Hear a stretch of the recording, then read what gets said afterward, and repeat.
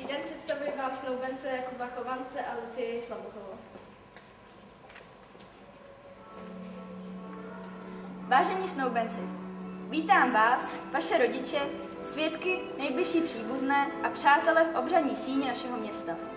Společně jsme zde přítomni při této slavnostní a významné události ve vašem životě.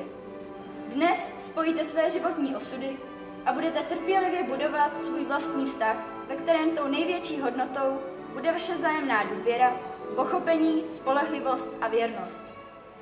Vaše rodina vám vytvoří klidné zázemí, abyste byli schopni překonat všechny životní těžkosti, které vás na vaší cestě čekají. Vážení snoubenci, tato slavnostní chvíle je významná nejen pro vás, ale i pro vaše rodiče, kteří vás obětavě a s láskou vychovávali a připravovali na dnešní den. Zachovejte jim proto úctu, vracejte se k nim pro radu, říďte se jejich životní moudrostí a buďte jim vždy radostí a útěchou. Přeji vám, ať je váš společný život naplněn pouze láskou, vzájemnou úctou a porozuměním. Má-li někdo nějaké námitky ke spojení tohoto páru, ať promluví teď, nebo ať mlčí navždy. Táži se vás, pane ženichu, berete si zde přítomnou Lucii Slabochovou, budete ji milovat a ctít nemoci i ve zdraví, v bohatství i v chudobě, dokud vás smrt nerozdělí? Ano. Táži se tedy vás, slečno nevěsto, berete si zde přítomného Jakuba Chovance, budete ho milovat a ctít nemoci i ve zdraví, v bohatství i v chudobě, dokud vás smrt nerozdělí? Ano.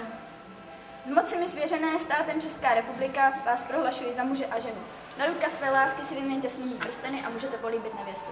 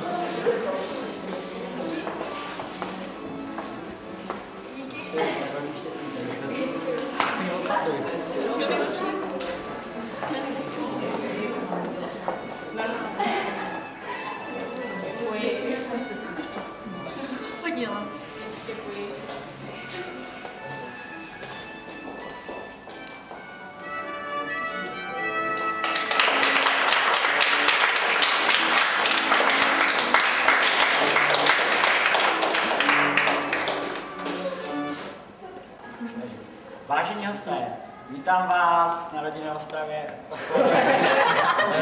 při akci svatebné dcery.